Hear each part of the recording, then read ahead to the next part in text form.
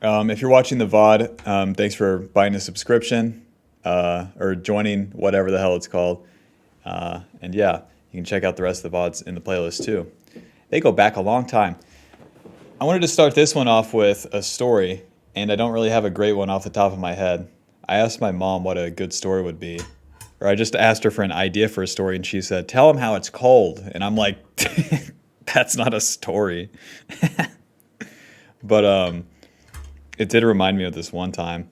One of my first videos on the channel, it might be my oldest one that's public actually, is my time with Stars Esports Club. And Stars Esports Club was just a amateur League of Legends team that was going to play for um, in the Challenger Series Open Qualifier, which was a thing back in the day for League of Legends. So you would play through this qualifier in which you had to have a ranked fives team, and then you get so high rated on the ranked fives team, and then you compete against the other teams, and then you can qualify into this tournament, and then if you win that tournament, you can get into the LCS. So I was on that team, and oh, it's not even close to my oldest video though. 8 years ago on the Broken DS video, and then 776. Well, my time with Stars Esports Club is like uh, some time after it happened too. This video sucks too. I wouldn't recommend going back and watching it. It's not good.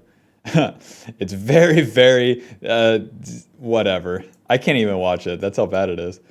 Um, so with the team, they're a Challenger Series team, or we're a Challenger Series team, and then we just kind of just put together a group of players, which is kind of at random. You just look at the Challenger ladder and then grab any of them that aren't already picked.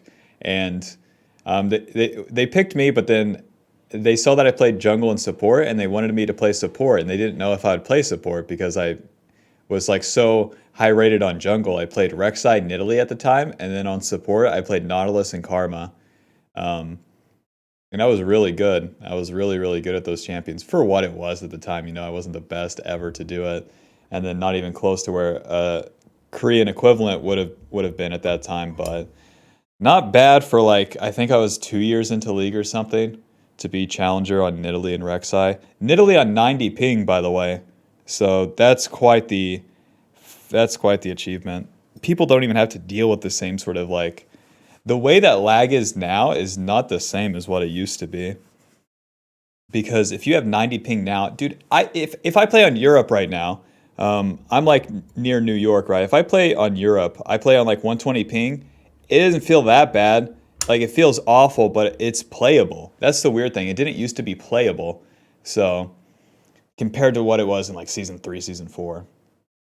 And then all that also comes with there's internet lines under the ocean that connect North America to Europe. So I'm sure those have improved too. But then also they just changed the net code or something for League, probably around season 6. I can't exactly remember. So yeah, um, I'm on the challengers. Oh yeah, they picked me up on the Challenger Series team to play support, and they didn't know if I'd play support. And then here I am. I played Karma Nautilus. I had a really good Janna too. I still have a good Janna. I still one of the only good defensive Jannas to ever do it. And then Bard came out around that time too. And whenever that champ came out, I fell in love with it. So I was playing a lot of that in solo queue. And then in scrims, I would play mostly Janna, mostly Janna.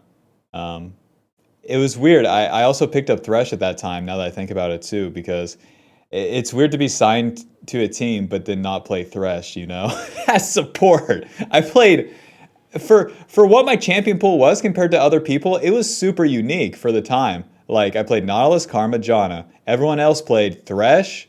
What was it? Alistar? I didn't even know Alistar was in the game. I'll be honest. Um, Let me look at some champions here.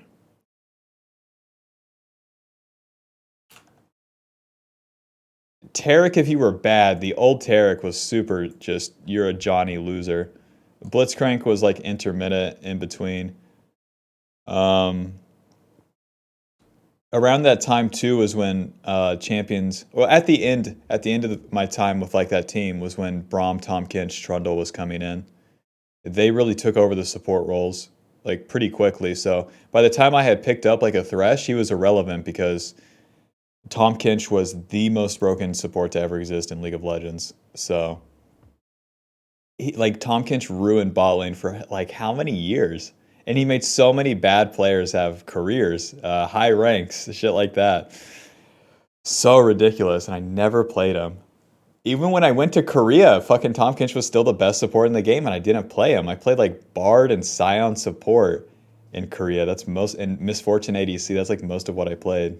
Only 2 months in Korea though, but still, like, God, you just couldn't compete with those champions.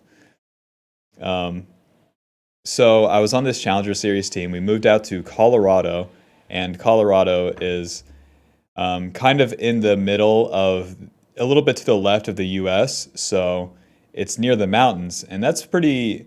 It's pretty nice when you can see it because the sceneries of it's very unique, especially for the U.S. where you have these big mountains in the distance, and it gets kind of cold there. I'm not entirely sure like how the weather is there since I wasn't there for a very long time, but um, now that I think about it, I don't know how long I was in Colorado. Probably 4 months or something, if I had to guess. Maybe 5. I can't exactly remember. Because we traveled like a couple weeks too. You know, we would travel to different lands and stuff. Good morning. Good morning. So we would travel to different lands. So I didn't know like, yeah, it's just hard to gauge the time, especially with something like that. You're moving out to a gaming house. You don't know what day it is, much less how long you've been there, like what's happening. So in Colorado, it's very cold. The time like that we're there, and it's like it's like in the winter. And before scrims, everyone on the team, other than our coach, wants to go get snacks. But the closest like grocery store, you have to drive there. But there was a 7-Eleven that had just opened. And we thought it was pretty close to us. So we start trekking through these suburbs that we haven't even walked through before. This like little area that was still being built out in Colorado. So we're trekking through these suburbs. The gamers getting out together, especially when all you've been doing is playing the game for like 3 months, it's quite the little adventure we're on. So we're going through these suburbs in the snow, being classic gamers. It's just like it's like nerdy band kids as like they get out of school or something. They're just screaming and like fucking jumping around and shit. Naturally, when you're in a room too long, it's just you have to do that. So yeah, we're going through the suburbs to the 7-Eleven, and then about halfway through, we realized that 7-Eleven is a lot further fucking away than we thought. So we're on this long sidewalk. A classic North American. Here's a highway and here's a sidewalk, and like it goes for a super long time. We can see the 7-Eleven now, but it is so far away. And then we have to make the decision: can we get there in time, and can we get back before the scrim starts? So we're already halfway there. Of course, we're going all the way. We have to get these snacks. So we're plowing through the snow, basically just like, how you have to kick it up and stuff with your boots. I remember Jolly Holly, if anyone remembers him. His IGN, I think now, it's been this for a long time, is like Wasori, a mid laner. He was getting fucking cold, I can remember that. And then we're tracking down, we're getting through there, we're getting closer, and then we get up to the 7-Eleven, and the construction on it isn't fucking complete, and we are devastated. It is bullshit. We had come all this way. We're going to be late for scrims.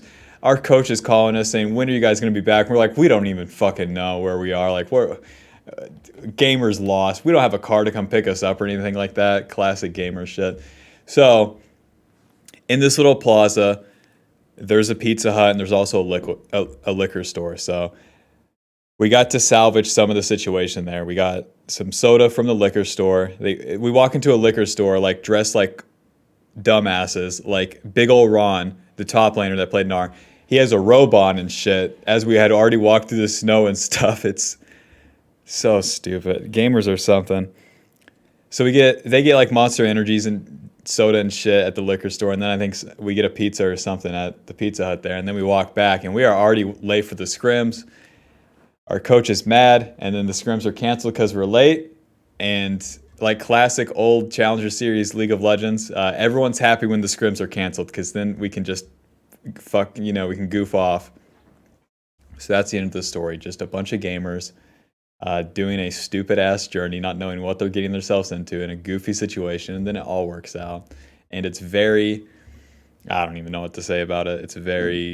I got nothing to say about it. It's a fun time though. Who cares?